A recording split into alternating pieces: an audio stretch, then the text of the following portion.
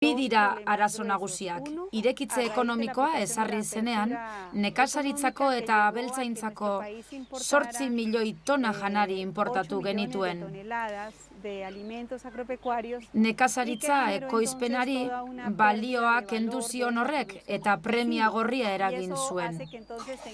Hori horrela, asegabeko behar larriak daude elikadurari dagokionean, eta emakumearen ardura da familia mantentzea, seme-alabak haztea eta familiaren biziraupena zaintzea. Beste arazoa da, gatazka sozialean eta armatuan emakumeak direla kaltedun nagusiak. Hain zuzen, gatazkak nekazalguneetan ematen direlako eta egun hegoaldeko eskualde horietan bereziki. Bertan, Kolombia plana martxan jarri dute. Segurtasun demokratikoa eta azkenaldian abertzale plana izenekoa. Zer esan nahi du horrek? Indar publikoek operazio gehiago egiten dituztela bertan, gerrilari aurre egiteko. Gainera, zonaldean indar paramilitarrak daude. Horren bestez, emakume nekazariak eta komunitate guztia 3 faktore legezkoekin eta legez kanpokoekin bizi dira. Horiek guztiek euren biziak arriskuan jar ditzakete.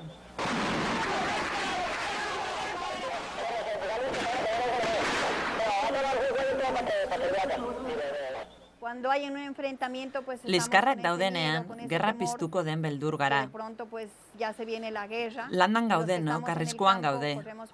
Balak entzuten ditugu, eta ez dakigu, bat batean, bala galdu batek jo, eta hilko gaituen.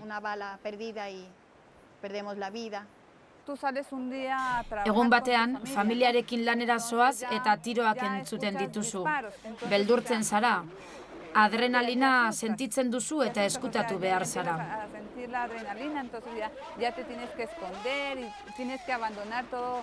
Planifikatuta zenuen lana egin gabe utzi. Alde egin eta zure burua eta familia babestu behar duzu.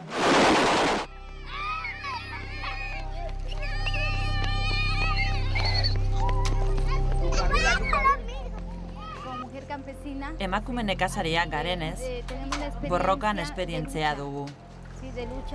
Gobernuak inposatu nahi digun politika neoliberal horien guztien aurka borrokatzearena. Zapalketaren, tokialdaketaren eta heriotzaren erruz gerran gaude. Borrokarako prest gaude. Gure lurrak berreskuratzeagatik gaude borrokan. Gure seme-alaben lurragatik borrokatzen dugu.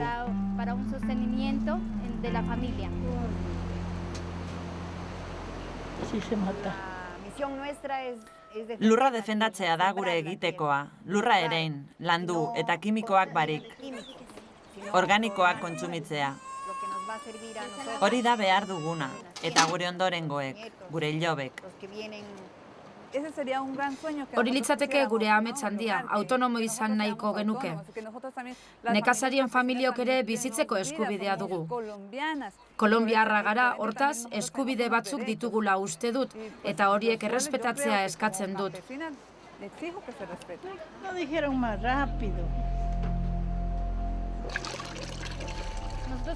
Nekazariok elikadura subiranotasuna berreskuratu behar dugu. Horretarako, tokiko hasiak berreskuratu behar ditugu, labore tradizionalak, gure seme-alabei eta familiei jaten ematen diena. Hori ezin dugu hirietan egin, eta gainera, egunez egun lur gehiago kentzen dizkigute. Kolonbiako gobernuak sustatzen dituen proiektu handi horien erruz, laster ez dugu landatzeko lurrik izango.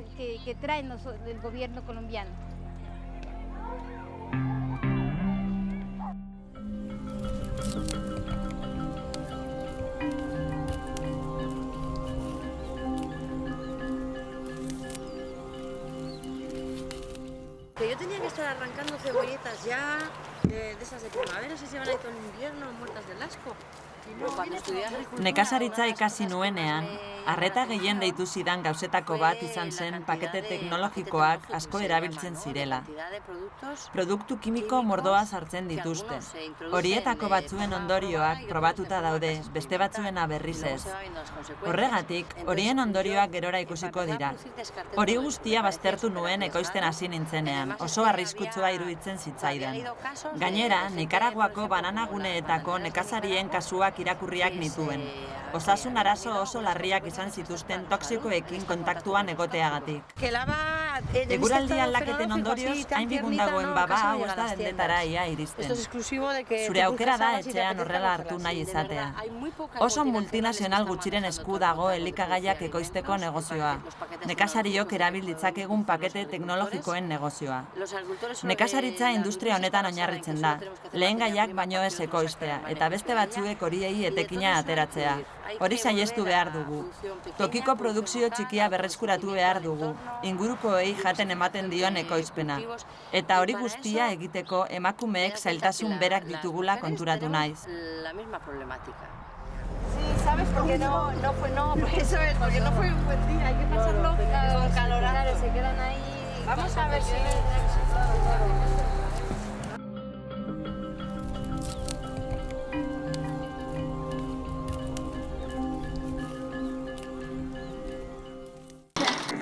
So you see, the young banana plant looks like a tree, but it is not a tree because there is no wood. The trunk or stalk consists only of overlapping leaf sheaths. And as you saw on the chart, each plant bears only a single bunch of bananas.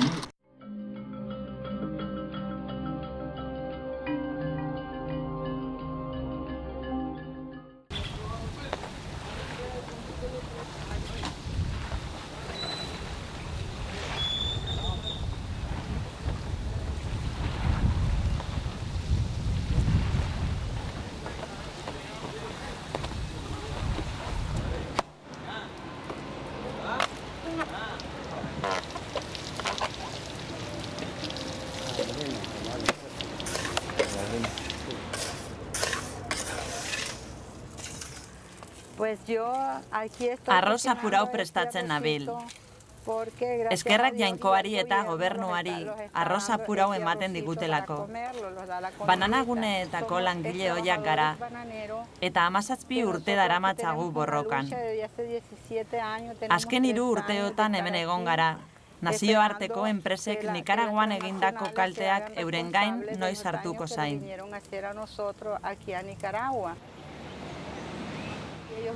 Guztiak gaixotu dituen intsektizida bat botatzera etorri ziren Nikaraguara. Transnazionalek euren iritzia eman dezaten behar dugu, eta etor daitezela hemen egindako kalteak ordaintzera. 30 eta koska, 32 urtez lan egin zuten pertsonak daude hemen. Ez zegoen atseden egunik, ez genuen eguberriko egunik, ez da aste santukorik ere. Ez zegoen dibertsiorik, ez ginen irteten, lantokian baino ez ginen bizi. Emakume horiek minbizia dute, ilea erortzen zaie, bizkarreko mina dute tumoreak dituztelako. Belaunak handituta dituzte, azaleko minbizia dute eta beste 11 gaixotasun. Langile guztiek giltzurrunetan kalteak ditugu. Emakumeek bakarrik lan egiten genuen. Batzuek lorean kentzen zuten, beste batzuek lore eskukadak hartzen zituzten hemen botatzeko. 5:30 lantokian geunden. Goizeko 9:00etarako 1500 kutxa eginak zituzten emakumeek. Emakumeok egun osoan eta gaueko ordu batzuetan egiten genuen lan. Bi arrasken artean geuden. Ulertzen didazu? Pila batean banana aukeratzen genuen, eta beste honetara botatzen genuen pisatzera eta paketatzera eraman zezaten. Ur artean geunden. Urak kimiko hori zuen. Hortik edaten genuen, eta bertan prestatzen genuen bazkaria. Ez ziguten inolako babesik eman. Ez botarik, ez da babesteko bestelakorik ere. Guztiak bustitan geunden beti.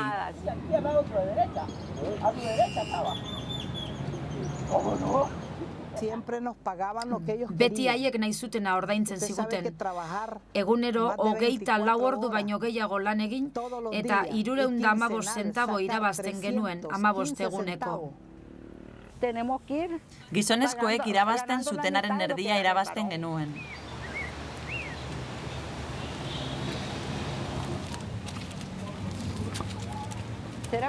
Haiek ez diotela Nikaraguari ezer zor esatea ez da egia izango. Banana gune horietan ibili ginenok jotake agortu arte lan egin genuen. Ikusi ezazu ezer egiten duten nazioarteko enpresak hemen. Egin zutena eta egun aitortu nahi ez dutena.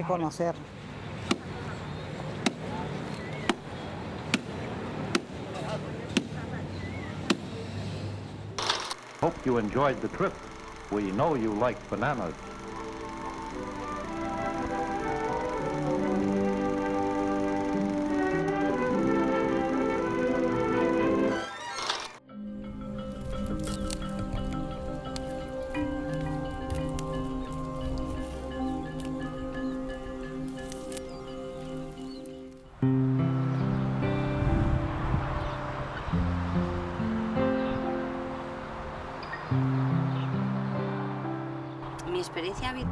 Beste kulturetako jendearekin, herriekin izandako hartu emanetan, konturatu naiz oso ona dela elkarte sindikatu bateko kide izatea, eta topaketetara, itzeldietara joatea, ezagutzak, jakintza, arazoak trukatu ditudanean, ohartu naiz denok arazo berak ditugula, eta konponbidea bera dela.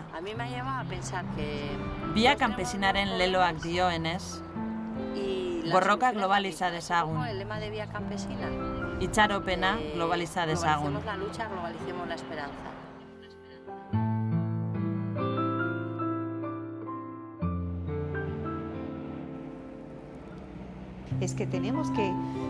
Nekazaritza lurraldearen eta lurraren eskubidea aitortzea lortu behar dugu. Bada garaia, une historiko honetan, krisi sakon honetan, herrialde honek sekula aitortu ez duen nekazaritza lurraldearen gaineko eskubidea sortu ahal izatea.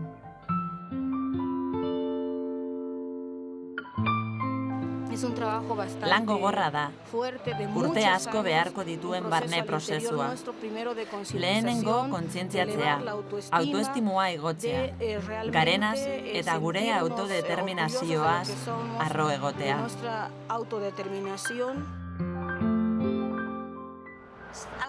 Gure arbasoen ekoizpen moduetara itzultzea bezain erraza da.